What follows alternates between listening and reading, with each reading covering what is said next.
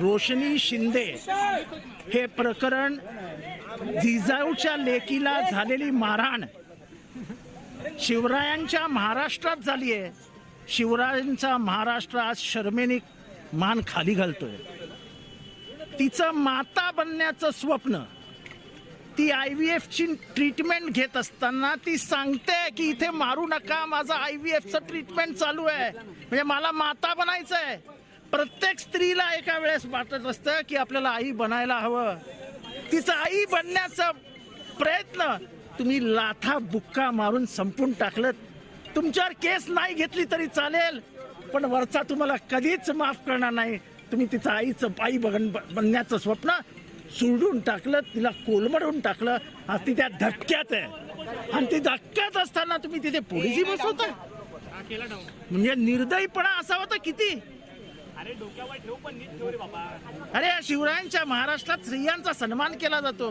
कल्याणच्या सुभेदाराची सून जेव्हा महाराजांसमोर आली, तिला साडी चोळी देऊन महाराजांनी परत पाठवली. त्या ठाण्यात आपण एका बाईचं मातृत्व हिरावून घेतो. ती परत कधीच माता बनणार नाही, अशा लाथा मारतो. आराम से सर, रोशनी सिंधू इस तरीके से हाथापाई हुई है। पिछले कई महीनों से हमें ऐसे लगने लगा है कि जो गुंडा सरकार बैठी हुई है महाराष्ट्र में, जो घटना बाह्य सरकार है, वो मुगलों की राज जैसे अपना राज्य और शासन चला रहे। कल की घटना जो अगर आप देखें तो रोशनी शिंदेकर की हमारी जो कार्यकर्ता थी, IVF की ट्रीटमेंट ले रही थी, तो भी उसके पेट में लात मारी गई।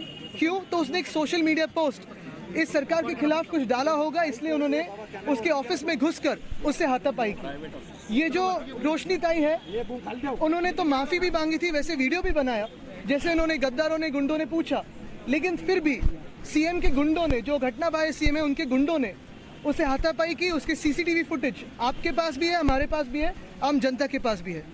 जिस थाने को पूरे दुनिया में एक पहचान अलग है कि सुसंस्कृत थाना है, एक संस्कार अलग है यहाँ के, उस थाने का नाम बदनाम करने में ये मुख्यमंत्री लगे हुए हैं, उनके गुंडे लगे हुए हैं। इसके खिलाफ हमारी लड़ाई है, अन्याय के खिलाफ लड़ाई है। अगर आप देखें तो इस महाराष्ट्र में किसानों की आत्महत्या बढ़ती जा रही है, महिलाओं पे अत्याचार बढ़ते जा रहा है, और ये बात कुछ नई नहीं है।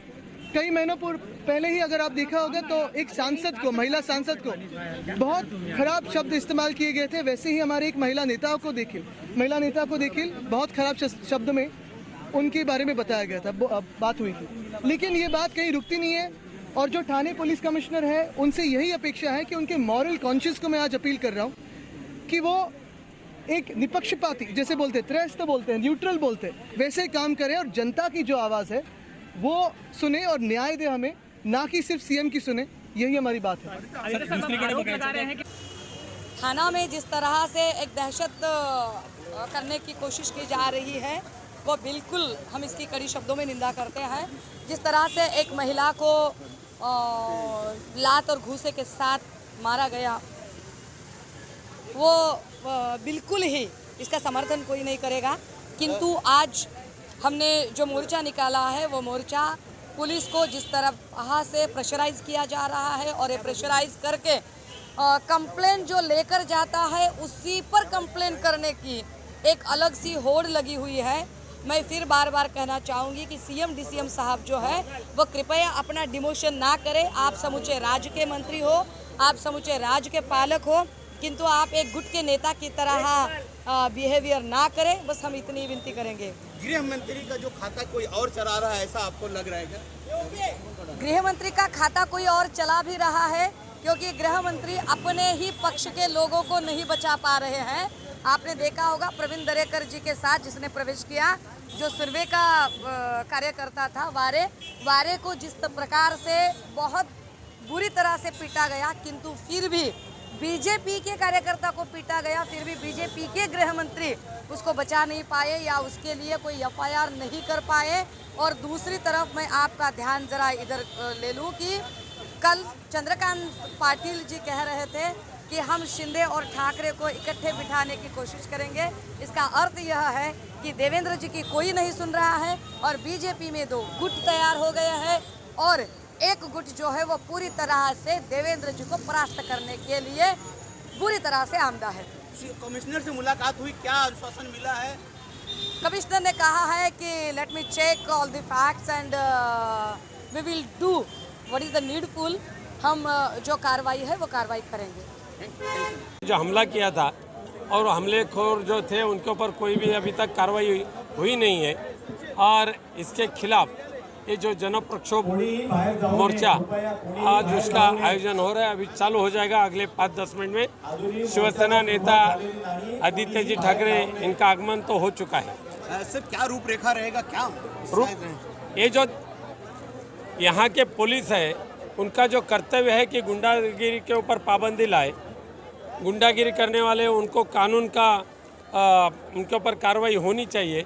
ऐसे हो नहीं रहे, हम पुलिस कमिश्नर को भी मिलकर उसके बारे में बात करेंगे। सर कल सिंधे के ऊपर ही मामला दर्ज किया गया है, रोशनी सिंधे के ऊपर ही मामला दर्ज किया गया, अभी तक उनके जो उन्होंने अर्जी दिया तो उसकी भी सुनवाई नहीं हुई है। वैसा ही है ना, देखिए आप ही बोलते सही है कि जिनके ऊपर अन्याय हुआ उसके खिलाफ कार्रवाई हुई नहीं, लेकिन उनके ऊपर ही कार्रवाई करने का काम यहाँ के पुलिस कर रहे हैं। तो क्या चल रहा है? यह अंधा कानून है, गुंडा कानून है। सीसीटीवी फुटेज भी दी गए और वो सब कुछ है, लेकिन पुलिस वाले के डोले आग जो है वो बंदे होते हैं। सभी लोग दुखी है, सभी लोग नाराज़ हैं।